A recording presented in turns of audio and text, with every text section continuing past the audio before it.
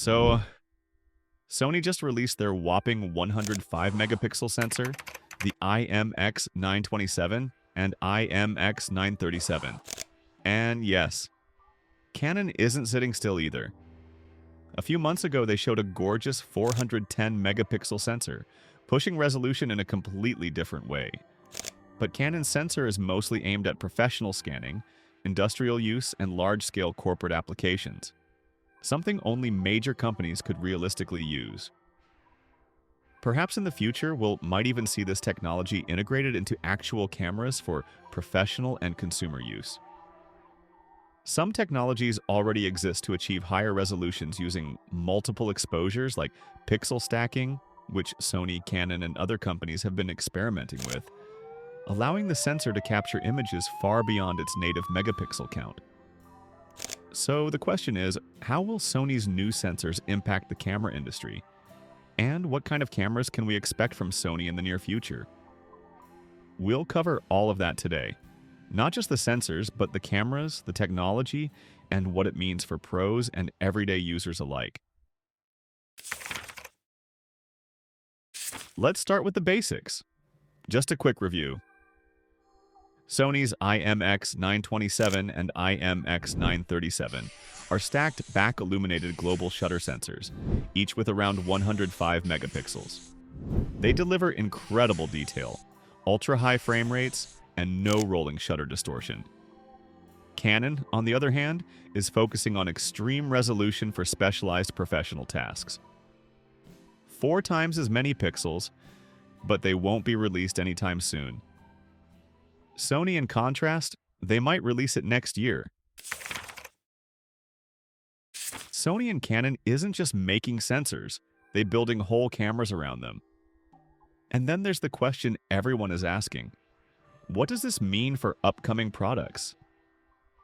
Some say Sony is already testing prototypes with components for this 105 megapixel monster.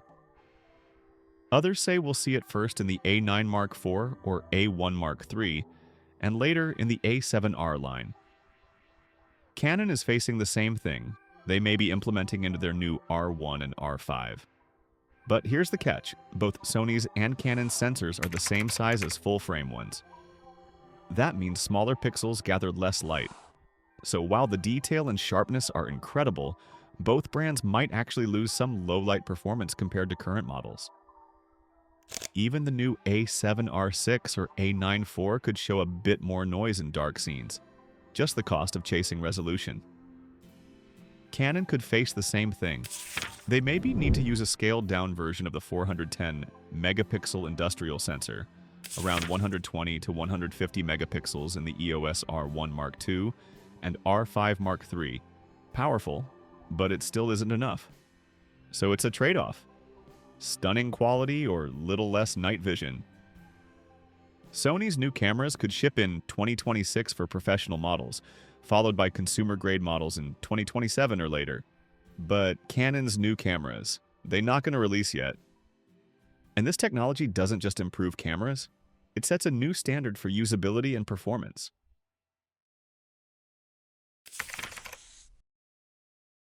So, what does all this really mean for the future of cameras? Some of us even think the future might not stay with full-frame sensors at all. Maybe these new technologies will move into medium format size sensors, bringing better low-light performance, richer tones, and deeper dynamic range. That could be the real turning point. Imagine if Sony brought one of its 105 megapixel sensors into a medium format style body, something like an evolved A7R6 or an A13 hybrid. It could redefine what detail actually means, and Canon should consider the same path. Instead of aiming for another 410 megapixel one, a medium format inspired R series could be a smarter move. Or maybe a new series line? Better light gathering, cleaner shadows, and images that feel more alive, not just sharper.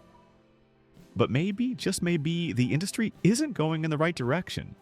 Everyone's chasing bigger numbers, higher and higher megapixels, and record-breaking specs. But at what cost? We might be reaching the point where more pixels don't always mean better pictures, Instead of improving how cameras feel, last, or preform in the real world, brands are pushing specs that look good on paper. Maybe the next evolution shouldn't be about the number of megapixels, but about making cameras more practical, more durable, and more human.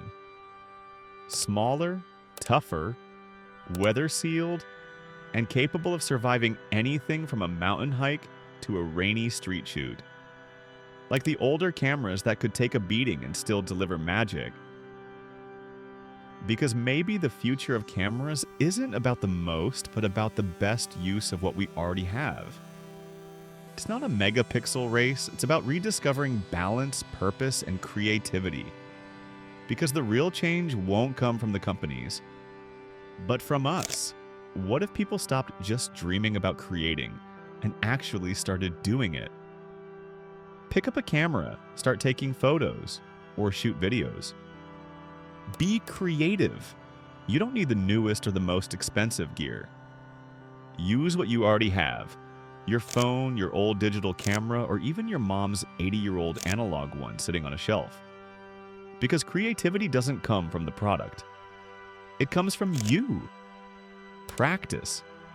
Experiment. Understand the basics of light and composition. Learn what makes an image feel alive. That's what made the portrait photographer Yusuf Karsh and Vivian Meyer street photographer great. They understood, learned, and corrected their mistakes. If we all stopped waiting for the next big upgrade and started using what's already in our hands, we'd probably create more beauty, more stories, and more meaning than any new sensor could ever promise.